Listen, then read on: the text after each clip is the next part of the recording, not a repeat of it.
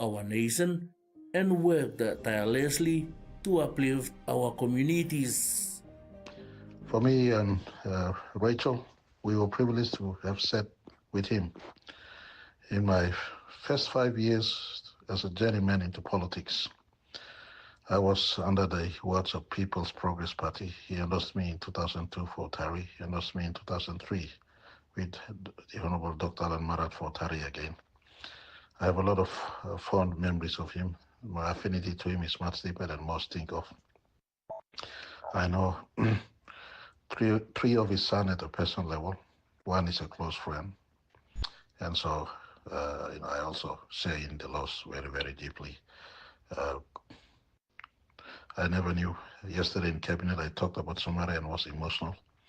And today we're losing the last man standing. And it's a reflection for all of us as leaders. We're surely in moment of transition. It is now our time to rise up, leave personal interests, leave bickerings, petty politics aside. Let's rise up, put the country first, and lift it up, progress our country in honor of these great men who are passing by us. He remains the last man standing. He's passed. I want to ask to honor him properly in being good stewards of our people's leadership mandate conferred on us. During his time as Prime Minister, said Julius faced numerous challenges, including political unrest and economic difficulties. However, the late said Julius stood the test of time and remained active in his political duties until his passing.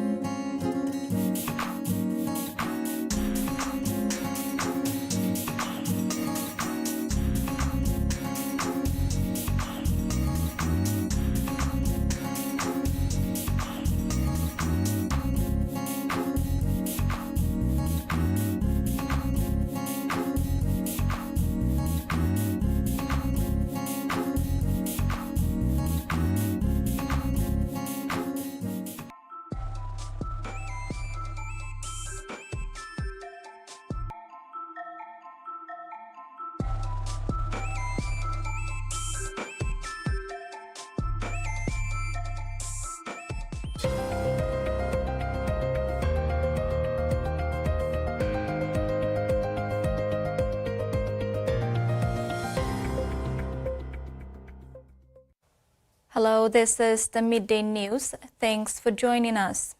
Popondata police have so far apprehended about 13 suspects who were involved in the recent robbery in Popondata town. Our provincial police commander, Ewa Segi, confirmed. He said police are currently processing the suspects. The Oro provincial government commended the police for their swift and successful operation in apprehending the suspects. Oro Governor Gary Jufa reiterated the province's firm stance against crime, stating that such lawless behavior will not be tolerated. As part of the immediate response, the governor has directed the provincial administration to proceed with the eviction of illegal settlers residing on government-owned land, which has long been a source of criminal activity in the province. The Oro provincial government urges the national government to take stock of the deteriorating law and order situation across the country and implement real effective measures to restore safety and security for all citizens. Meanwhile, the suspect who was apprehended for the willful murder of late Edwina Aiba Oa, who was killed at Berena in Central Province, escaped from custody on Wednesday. NCD Central Commander, Assistant Commissioner of Police Benjamin Turi confirmed. Turi said the suspect on the same day surrendered to police but later escaped while in police custody. He said the officers who were with the suspect are known and will be dealt with accordingly. Meanwhile, ACP Turi urges the general public to report of these whereabouts to the police if seen. Majestic Tuna Corporation will be reopening its tuna processing plant in Malahang Lei, Morobe Province, before the end of the year following a change in ownership structure and management. The reopening is expected to create over 1,000 jobs and generate numerous opportunities for local businesses. This announcement follows the success of the tuna investor consultation held in Singapore this year on February 17 and 18. The minister noted that the tuna investor consultation marks an important milestone in the national government's ongoing efforts to position PNG as a prime destination for foreign direct investment in the tuna fisheries sector. Domestication policy are very quick to get on board to help our country grow.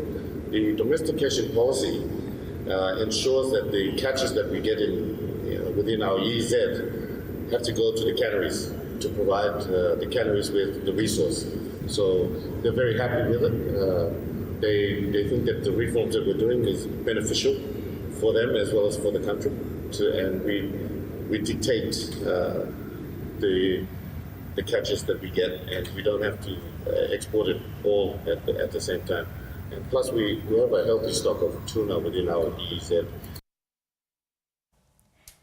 To ensure that PNG is investor ready, Managing Director of National Fisheries Authority Justin Ilakini highlighted that NFA is leading the landscape change in 6 strategic areas. This includes structural reforms, legislative changes, and implementation of fisheries initiatives, among others. Ilakini says PNG needs to change the way it does business. To do structural reforms and legislative changes. We cannot continue to do the same thing and expect different results. Some structural changes will have to be made, and we started to doing that. That's where the domestication policy came into being. You know, people have been talking about domestication policy for years. But if you really look at the domestication policy, it's all enshrined in our constitution, where our forefathers, they say that one day, our people must take the full ownership of the commercial production of their resources. Minister Maru and Minister Wong and business leaders this morning, in the fisheries, we want to be the first to rise up to the constitutional aspiration of our forefathers, which they saw it coming. But when are we going to achieve that? And as Minister Maru rightly mentioned, it's going to start today. On the future of the fisheries industry, Minister of Investment and Trade Richard Maru says investors who support PNG in the government's endeavor to process all of its fish stock in the country will enjoy benefits from the government. He told investors present at the tuna investor consultation in Singapore that this offer will not be on the table forever. There's so much to be gained by us working together as partners. I just want to underscore that. And we are looking for long-term partners who are interested in a long-term relationship with us and benefit from our resources. We are now going to give special incentives for those interested in investing in new fishing operations, be it a cannery, loining plant. We are going to give you AZ incentives like tax holidays, like getting duty-free materials in to build your processing plants. We're going to do that regardless of where you invest in PNG, whether it's in Madang, Rabaul, New Island, Finsafen, wherever, we are going to give you that incentive for the sector. Because this sector is very, very important to our country. Our future is in sustainable fisheries. So we are going to offer the incentive to any investor from today onwards who wishes to invest in downstream processing industries in Papua New Guinea. BSP Financial Group has posted a record of 1 billion statutory profit for financial year 2024, a 17% increase from last year. Chief Executive Officer Mark Robinson says strong revenue growth and credit impairment reversals contributed to the results despite a 254 million kina rise in operating expenses due to technology investments.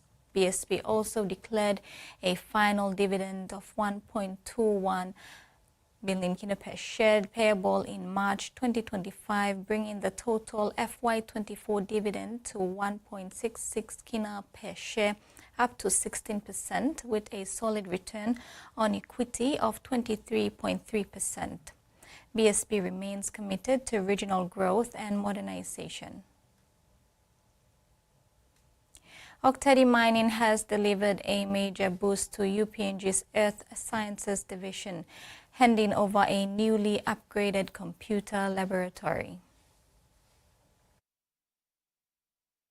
Students at the University of Papua New Guinea's Earth Sciences Division have received a major boost thanks to Oktedi Mining Limited.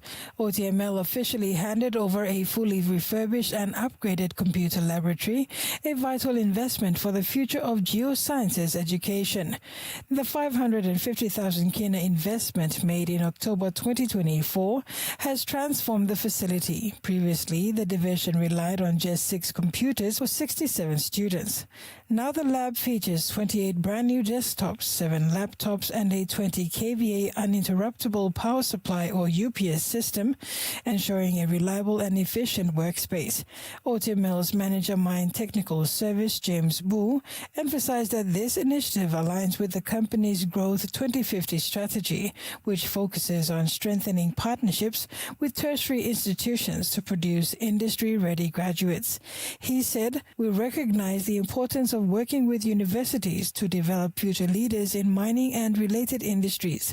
This upgraded lab will provide students with the resources needed to gain practical skills and knowledge."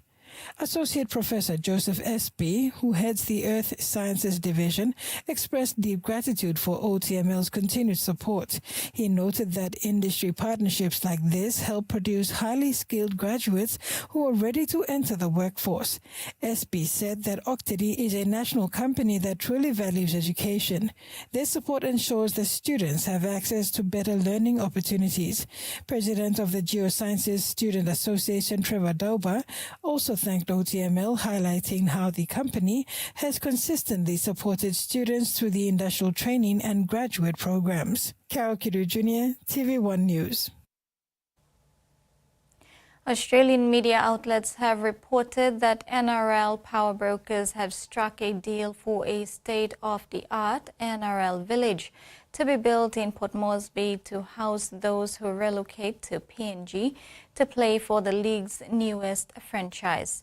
PNG will become the NRL's 18th in 2028, with the Australian government backing the Pacific nations' entry into the league with monetary support to the tune of $600 million. Code Sports reported yesterday that the PNG government will commit $150 million, equivalent to 357 million kina, of PNG's own money to the high security compound, which is expected to fit around 200 people, including players, their families and staff of the PNG team. Code Sports further reports that in addition, a brand new Center of Excellence will be built, which will reportedly rival all of the other 17 training facilities in the competition. It's an important step forward towards ensuring the safety of those Aussie players who will choose to make the move to Papua New Guinea. And that ends the news update. Do join us at 6 tonight for the main bulletin. Bye for now.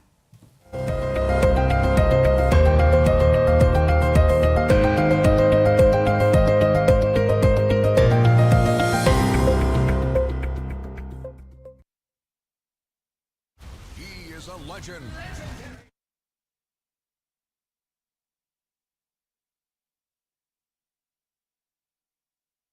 Fine. The golden medal!